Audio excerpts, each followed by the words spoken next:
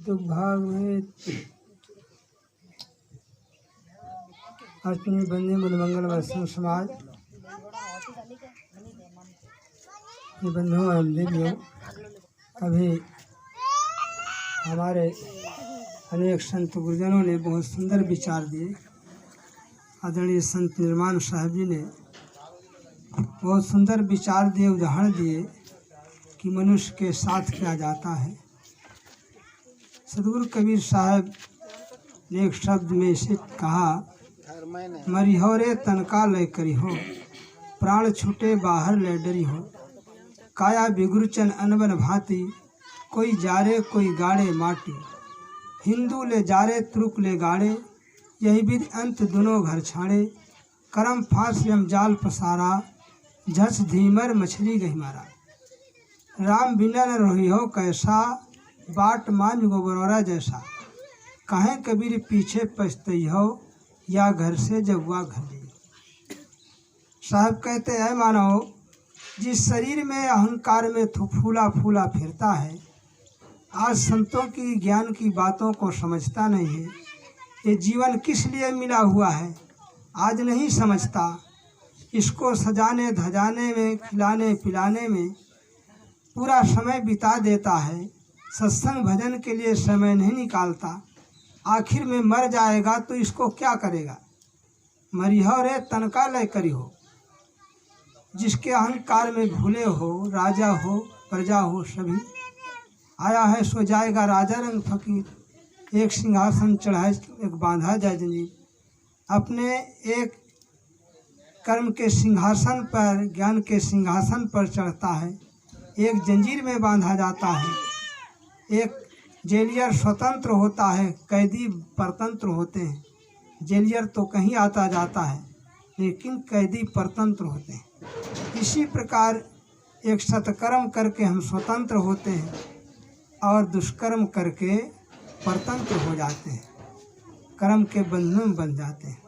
इसलिए साहब कहते आज ही चेतो, नहीं मर जाने पर इस शरीर को क्या करोगे। काया बिगुरचन अनबन भांति, कोई जारे कोई गाड़े माटी। ये एक प्रकार का धोखार है। ये बिगुरचन कहते धोखार को। जैसे किसान अपने खेत की रक्षा के लिए बाढ़ में एक मनुष्य का पुतला खड़ा कर देता है, कपड़ा पहना करके, कि बनरोज जो गौए हैं उसको डर करके नुकसान न करे। इस प्रकार से हमें यह शरीर भी मिला है, ये बिगुरचन की तरह। इसको समझ लेते हैं तो इससे कल्याण कर लेते, नहीं धोखे में ही हमारा जीवन चला जाता है। हिंदू लेकर के जलाता है और मुसलमान लोग इसको गाड़ते हैं। इसी प्रकार दोनों अंत में अपना घर छोड़ देते हैं, घर छोड़ना पड़ता है। कोई जारे कोई गाड़े माटी, हिंदू ले जाड़े तुरुक ले गाड़े, अंत दोनों घर छाड़े, करम फांस यम जाल पसारा, जस धीमर मछली गही मारा। जैसे कर्मों का हम जाल बनाते हैं, जैसे मछली को फंसाने के लिए धीमर मछुआरा जाल बनाता है, तालाब से नदियों से मछलियों को फंसाता है, कार्य करता है। इसी प्रकार से हम इस मन से कर्मों का जाल बुनते हैं और उसी में हम फंस जाते हैं। आज नहीं समझते दुख किसको होता है। दुख सुख का ज्ञान आत्मा को ही होता है, लेकिन आत्मा अगर मन इंद्रियों के चक्कर में पड़ जाता है, नहीं समझता है, नहीं समझता है, तो ही भोगता है। दूसरा कोई सुख दुख देने वाला नहीं है। न जानने के कारण कर्म तो हम स्वतंत्र से करते हैं, विवेक नहीं करते, पाप कर्म करते हैं। बाद में दुख मिलता है तो कहते भगवान ने दुख दे दिया, दूसरों को दोष देते हैं। पहले अपने को नहीं समझते कि असली भगवान हमारे अंदर बैठा हुआ है। वो मना करता है पहले ये काम न करो, लेकिन उसकी पुकार को नहीं सुनते हैं, तो बाद में जब पड़ जाते हैं तो पछताते हैं। वो कहता है अंदर बैठा हुआ है, पहले मन का विषयों की ओर चिंतन करता है। वो कहता है इस कहता कि चल दिलदार का दीदार कर, अक्ल कहती मत जिंदगी को ख्वार कर। इश्क कहता कि आशिक को न डरना चाहिए। अक्ल कहती संभल कर काम करना चाहिए। इश्क कहता कि चल उठ जो होगा देखा जाएगा। अक्ल कहती अरे नादान बेमौत मारा जाएगा। तो इसमें दोनों की लड़ाई होती है। मन कहता है चलो विषयों को भोग लो, फिर ये समय नहीं मिलेगा। और अक्ल कहती आत्मा कहती है कि अरे इसमें ज़िंदगी को मत बेकार करो, बाद में पछताना पड़ेगा। फिर मन कहता है कि चलो उठो करो जो होगा देखा जाएगा। फिर अक्ल कहती अरे नादान नहीं मानेगा तो बिना मौत के मारा जाएगा। जब भी आदमी चोरी दुराचारी करने जाता है और पकड़ जाता है तो बाद में कहता है क्या बताऊं, भीतर से तो हो रहा था ये ना करूं ये ना करूं, लेकिन मैंने नहीं माना तभी चक्कर में पड़ गया।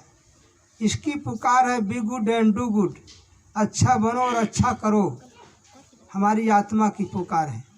जब नहीं मानते हैं तब दुख में पड़ जाते हैं। बैठा है घर भीतरे बैठा सचेत, जब जैसी मत जगत चाहे तब तैसी मत दे।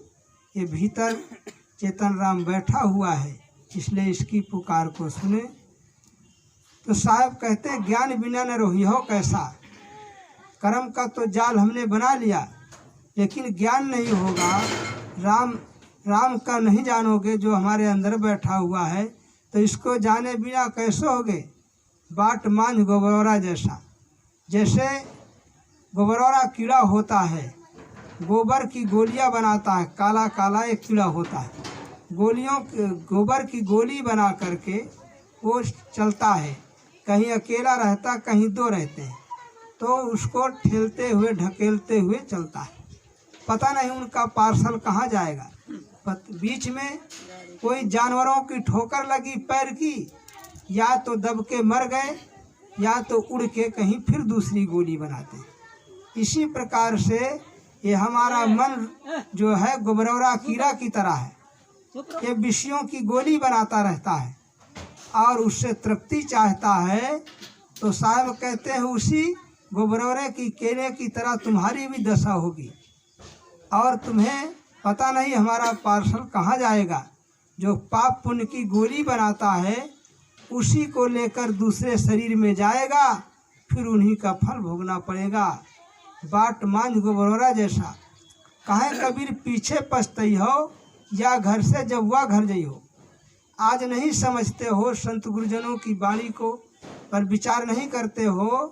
तो साहब कहते हैं जब या घर से जब वह घर जई हो तब पछताना पड़ेगा।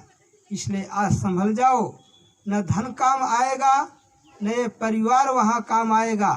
वहाँ कोई जा कर के तुम्हारी गवाही नहीं देगा। जब जइहो कचहरी जान परी, जब यमराजा लेखा मंगे कागज माँ बाकी निकरी।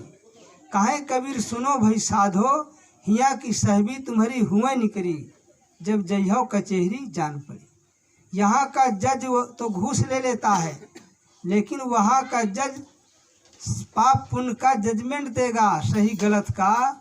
तो वहाँ घूस नहीं चलेगी, वहाँ अपने कर्मों का फल भोगना ही पड़ेगा। इसलिए यहाँ ही संभल कर ले आगे विषय बाट, स्वर्ग विसाहन सब चले जहाँ बनिया नहार। यहीं मनुष्य जीवन में संभल कर लो। पशु पक्षी की खानियों में जाओगे तो कुछ नहीं होगा। न वहाँ इस प्रकार संतों के ज्ञान की बाजार लगी कि सौदा ले लो ज्ञान का, कुछ नहीं। केवल कल्पना, स्वर्ग की कल्पना ही करते मर जाओगे। वहाँ स्वर्ग है वहाँ नरक, स्वर्ग नरक यही है। अच्छे कर्म करो, संतों के सत्संग में बैठो, यही स्वर्ग है।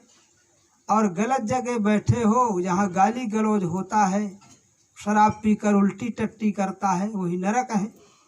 इसलिए स्वर्ग नरक कहीं बाहर नहीं है। सत्कर्म से स्वर्ग, सत्कर्म करो वही स्वर्ग है, दुष्कर्म करोगे ही नरक है। दोनों का फल सामने है।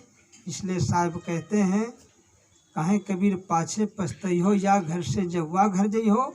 इसलिए ऐसा कर्म करो कि फिर पछताना न पड़े। वो चाल चल की उम्र खुशी से कटे तेरी, वो काम कर की याद तुझे सब किया करे। ऐसी चाल चलो ये जीवन खुशी से कट जाए और मरने के बाद भी लोग याद करें कि फला आदमी बहुत सज्जन था, फली औरत देवी थी। आज मीरा सबरी का नाम क्यों अमर है? मीरा राजघराने की लड़की थी, सबरी आदिवासियों की लड़की थी, लेकिन भक्ति के प्रताप से दोनों का नाम अमर है। भक्ति में कोई राजा और प्रजा नहीं, सब समान होते हैं। मीरा भाई मेवाड़ देश के आपके मेड़ता सिटी में उनका मंदिर मैं देखा बना, बढ़िया बीड़ा बजाते हुए भजन कर रहे हैं। उनका मंदिर में भजन लिखे हुए हैं, कबीर साहब की साखियाँ, मीरा के भजन, इस प्रकार से तुलसीदास जी के पद सब लिखे हुए मंदिर में पूरा। तो मीरा नहीं है, आज उनका नाम अमर है कि राजस्थान की राजघराने की लड़की थी, उसने भक्ति किया। पाँव जी मैंने राम रतन धन पायो, संतन ढिक बैठ बैठ लोग लाज खोई। अब तो बेली फैल गई जाने सब कोई, मेरे तो गिरधर गोपाल दूसरा न कोई। जाके सिर मोर मुकुट मेरे पस्त हुई, नकली पति मर गया अब दूसरा पति नहीं करूँगी। मेरे तो गिरधर गोपाल वही पति है, उन्होंने रविदास को गुरु बनाई, ज्ञान मिला और देखो आज उसका नाम हमारा है।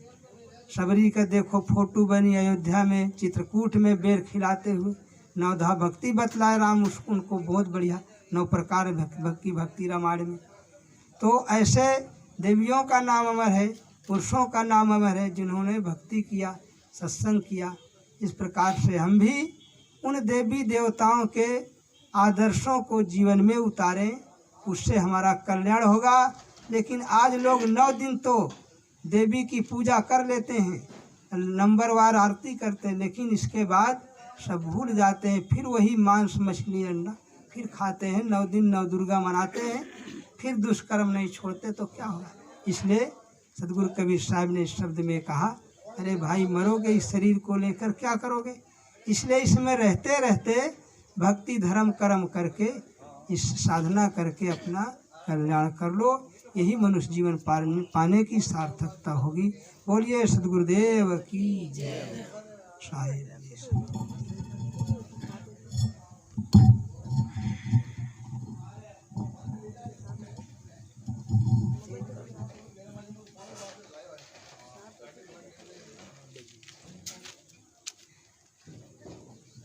सीधा